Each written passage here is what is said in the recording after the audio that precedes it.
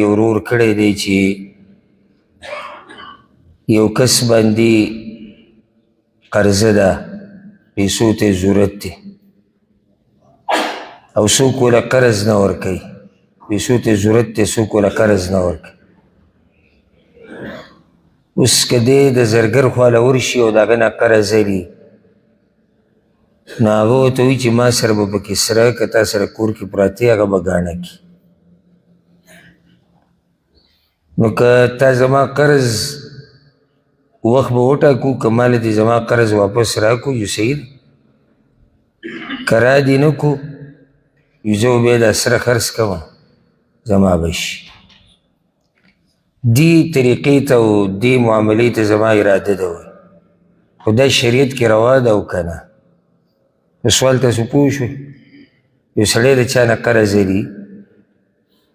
د زرګر نه اخلي او د دې دپاره چې دا قرض به دی په ټیم واپس ورکوي او دوکه ورسره نه کوي، د هغه سره سره کور کې چې ورسره کم دي هغه یې کېښودو، دی ګاڼه کړو. که ما پیسې راوړي ډېره ښه ده، که مې رانه وړي یو سره تا ته پاتې.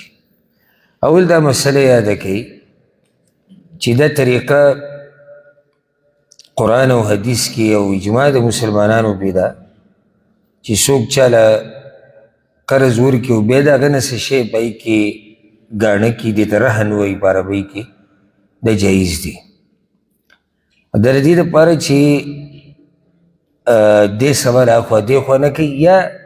دا چې دا چا نه چې زه قرض لرم چې دی مطمئن شي چې ګوره زه تا سره دوکه نه کوم، ستا دا پیسې ستا دا حق دا به زه تاله واپس هغه در کوم. اوس دی چې به د چا نه دا پیسې لې هغه قرض دی او سره چې ورسره دی ږدي نو هغه به ګاڼی شي، دا مسله خو جایز ده. دویمه خبره، په دې کې دوی نیټۍ ږدي چې کال بعد به دا قرض واپس راکړي او ستا دا سره به ما سره پراته وي، دا هم جایز دي. او په کار دا ده شریعت کې دا مسله ده، یا ایها الذین آمنوا اذا تداینتم بدین الی اجل مسمى فاکتبوه، چې دوی منځ کې لیکل وکړي. دا شرعي طریقه ده، لیکل کول، ګواهان ټاکل. زموږ ډېر خلک دا خبره کوي زما دا ژبه کافي ده. موږ ډېرې مسلې لیدلي چې دقې ژبې نه خلک واپس شوي دي، راغلي دي مسلې. اول به برید تاوال را تاوال زه داسې او زه دغه او دا خو حالات دي، د انسان څه پته لګي. او ته خو امانتګر یې صحیح ده، خو د دې مخامخ سړي څه پته لګي او هغه امانتګر دی نو ستا څه پته لګي. انسان د حالات بدلېږي نه، نن ستا مالي حالات ښه دي، سبا له کېدی شي ستا مالي حالات کمزوري شوي، ته هر څه ته تیار یې، ته دروغ هم وایې، ته دوکه هم ورکې، هر څه ته تیار شوی. شریعت چې یو مسله بیان کړي که نه کې زما او ستا فایده یې، الله چې ویلي کوي نو دې کې زموږ فایده ده. الله چې وایي ګواهان پرې وټاکئ، دې کې زما او ستا فایده ده چې سبا له څوک اخوا دې خوا نه کړي. نو طریقه کار دا شو. اوس دی وایي که ما دا قرض په ټیم واپس ورنه کړو نو څه به کېږي؟ دا سره به هغه ته پاتې کېږي، دا حرام دي، دا طریقه ناروا ده. کوي به څه کله چې ته چا نه قرض والې او څه شی هغه له ورکړي، دا سره زر لازم نه وي چې سره زر به یا ته بل څه شی ورکړي ګاڼه یې کړي او تا سبا له قرض ورنه کړو او هغه درته ووایي او راغی د پسې او نیټه پوره شوې ده لکه قرض راکړه او ته بیا مخوا دې خوا کې نو هغه به بیا داسې کار کوي چې دا څه شی چې ورسره تا ګاڼه کړی دی دا به خرڅ کړي، د دې نه به خپل قرض واخلي، باقي به تاله درکړي. دا طریقه ده. ها اوس که هغه پیسې دومره وي چې د ده د قرضونه کمي، د قرض د ډېر ورکړی پیسې لګي دي، نو دی به هغه والي، کمې چې پاتې شو هغه په تا پاتې دي. اوس ورسېدې په مسله کې دې باره کې صحیح حدیث دی د ابوهریره رضی الله عنه، رسول صلی الله علیه وسلم وایي لا یغلق الرهن، رهن یو شی چې ګاڼه کړی شوی دی تا ایښودی چا سره، دا به داسې نه دی چې که تا دغه کار ونه کړو دغه حق ته واپس نه کړو دا هر سره د ملکیت ته واوړېدو، دا د حدیث مطلب دی. نو دا شرط فاسد دی، دا شرط څه دی؟ فاسد دی، ناروا دی. ها که داسې ووایي چې وروره زه به تاله په ټیم پیسې در کوم، کمی در نه کړې، زما دغه پلانی شیز هر ساز و سامان چې تا سره پروت دی دی به ځان له بیا خرڅ کړي کوم چې دغه وخت مناسب ریټ ته په هغې به یې خرڅوي داسې هم نه چې ویې وله بس زما خپل حق په کار دی بیا به یې کې چېرې د سره سي ابه ترې والي باقي به مالک له ورکړي اوس به ورسېدی ورسره دا اهمه خبره یاده کړئ که نه کوم شی چې ګاڼه کړی شي د دې نه به هغه کس څه فایده نه اخلي ګورئ د چا چې قرض ورکړی دی ځکه چې دا بیا په قرضو باندې فایده اخیسته دي دا سود شو لکه زه تاله موبایل درکوم تا ماله 1000 روپۍ راکړې قرض ما تا سره څه شی ګاڼه کو موبایل دا موبایل به ته استعمالوې نه ګورئ ځکه که دا موبایل ته استعمالوې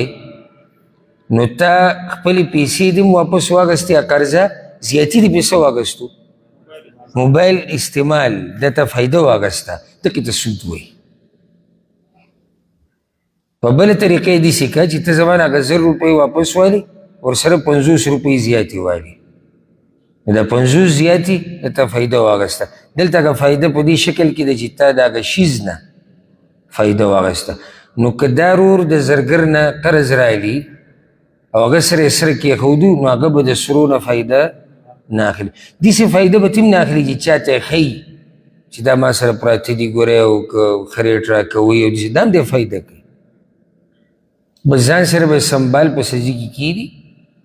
نیټه پوره شوه ستا قرض یې در نه کو بیا مخکې هغه سبقې کوم چې موږ ذکر کړو والله اعلم دا ډېره اهمه مسله ده ډېره اهمه دا اکثر راپېښېږي خلکو ته چې مالی حالات کمزوري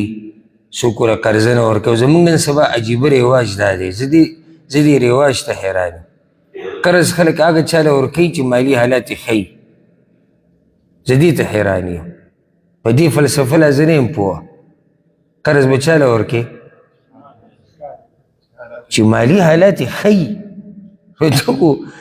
قرضو ته خو ضرورت د هغه چا دی چې مالي حالات یې کمزوري دي نو موږ اول سړي ته ګورو راغی وی یاره زما پیسو ته ضرورت دی ډېر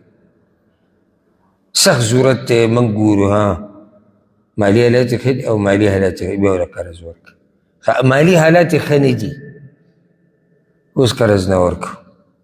دا عجیبه قصه ده که نه عجیبه نه ده هغه د چا چې ضرورت دی او ښه ضرورت یې دی هغه له یې نه ورکوو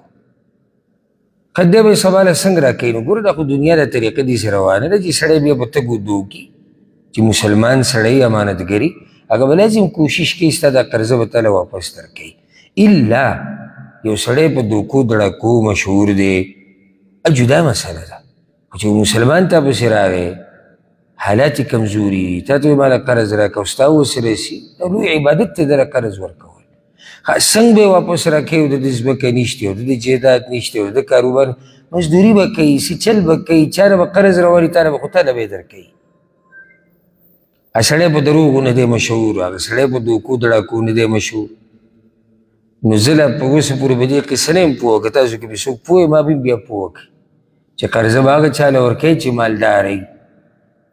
قرضه به هغه چا له ورکوي چې مالي حالات یې ښیي او هغه چا له به یې نه ورکوي چې حالات یې کمزوري نو قرض خلک ورکوي دې دپاره